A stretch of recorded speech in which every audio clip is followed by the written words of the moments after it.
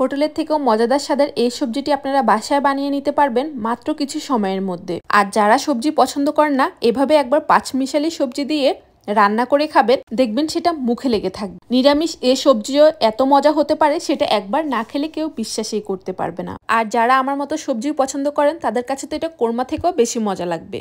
তো চলুন কথা না বাড়িয়ে রান্নাটি শুরু করি। রান্নার জন্য একটু বেশি করে তেল দিয়ে দিতে হবে। এর মধ্যে ফোড়ন হিসেবে একটি তেজপাতা আর হাফ চামচ আস্ত 5 ফোড়ন দিয়ে দিতে হবে। তারপর একটু বেশি করে 1 কাপ পরিমাণ পেঁয়াজ কুচি দিয়ে পেঁয়াজটা কিছুটা নরম বাদামি বর্ণ হয়ে আসা পর্যন্ত ভেজে নিয়ে এর মধ্যে 1 চামচ আদা বাটা, 1 চামচ রসুন বাটা, হাফ টেবিল চামচ হলুদের গুঁড়া, 1.5 চা চামচ মরিচের গুঁড়া, হাফ চা চামচ পরিমাণ 5 ফোড়নের গুঁড়া দিয়ে মশলাগুলোকে তেলের মধ্যে কষিয়ে নিতে হবে মিডিয়াম হিটে রেখে। আজকে রান্নার জন্য আমি সবজি নিয়েছি মিষ্টি কুমড়া, বিনস, ক্যাপসিকাম, গাজর, ব্রোকলি আর একটা জুকিনি, যেটা টেস্ট অনেকটা আমাদের দেশের লাউর মতো। মশলাটা কষিয়ে নেওয়া হয়ে গেলে যেসব সবজি সিদ্ধ হতে একটু সময় লাগে সেই সবজিগুলো আমি প্রথমেই দিয়ে দিচ্ছি, যেমন বিনস, গাজর, ব্রোকলি, জুকিনি আর আমার গাছের 2টো কাঁচা টমেটো কেটে দিয়েছি। এর সাথে আরো একটি টমেটোর অর্ধেক পরিমাণ কেটে দিয়ে এবার সবগুলো সবজিকে একটু নেড়ে চেড়ে মশলার সাথে ভালো করে মিশিয়ে নিব। আপনারা চাইলে এখানে যে কোনো ধরনের সবজি ব্যবহার করতে পারেন, তবে চেষ্টা করবেন মিষ্টি কুমড়াটা ব্যবহার করতে। তো যাই হোক, মশলাগুলো মিশিয়ে নেওয়া হয়ে গেলে ঢাকনা দিয়ে ঢেকে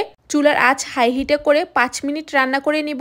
তারপর 5 মিনিট পর ঢাকনাটা উঠিয়ে আবারও সবজিগুলোকে নেড়ে দিব। এবার এর সঙ্গে দিয়ে দিচ্ছি ক্যাপসিকাম আর মিষ্টি কুমড়া, মানে যে সবজিগুলো সিদ্ধ হতে কম সময় লাগে সেগুলি। আর আমাদের এখানে মিষ্টি কুমড়া সিদ্ধ হতে একেবারেই অল্প সময় লাগে, তাই আমি মিষ্টি কুমড়া দিয়ে কোনো ধরনের নাড়ানাড়ি করিনি। একসাথে 2 কাপ পরিমাণ পানি দিয়ে দিয়েছি, মানে সবগুলো সবজি সিদ্ধ হতে যে পরিমাণ পানি লাগবে সে পরিমাণ পানিটা দিয়ে সবকিছুকে একত্রে মিশিয়ে নিয়ে ঢাকনা দিয়ে দিয়েছি। আর এরই মাঝে মনে পড়েছে আমি রান্নাটা যে বসিয়েছি লবণ দিতে ভুলে গিয়েছি। তারপর স্বাদমতো লবণটা দিয়ে ঢাকনা দিয়ে ঢেকে আরো 10 মিনিটের জন্য রান্না করে নিয়েছি। 10 মিনিট পর ঢাকনাটা উঠিয়ে নেড়ে চেড়ে আরো 5 মিনিটের জন্য ঢাকনা দিয়ে রান্না করার পরেই দেখুন সবজিটা প্রায় 90% মতো সিদ্ধ হয়ে গেছে। এ পর্যায়ে আমি এর মধ্যে কিছু পরিমাণ আস্ত কাঁচামরিচ দিয়ে দিয়েছি, তবে কেউ ঝাল পছন্দ করলে কাঁচামরিচগুলো কেটে দিতে পারেন, তবে এই সবজিটা একটু ঝাল কম হলেই খেতে বেশি ভালো লাগে। যাই হোক, সবজিগুলোকে চুলার লো হিটে বসিয়ে রেখে পাশের চুলায় আমি এখানে বাগারের জন্য একটি ফ্রাই প্যানে 1/3 কাপ পরিমাণ রান্নার তেলের সাথে কিছু পরিমাণ পেঁয়াজ কুচি, 2 টেবিল চামচ পরিমাণ রসুন কুচি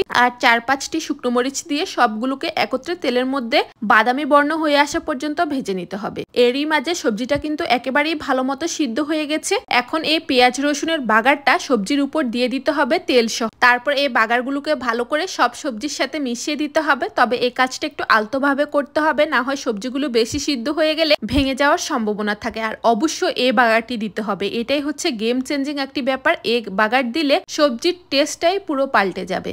তারপর এই তো চুলার আঁচটি বন্ধ করে দিতে হবে, তাহলেই রেডি হয়ে যাবে এই মজাদার সবজিটি। আর এটা রুটি, পরোটা, ভাত যে কোনো কিছুর সাথে সার্ভ করতে পারবেন, খেতে হয় দুর্দান্ত। একবার হলো বানিয়ে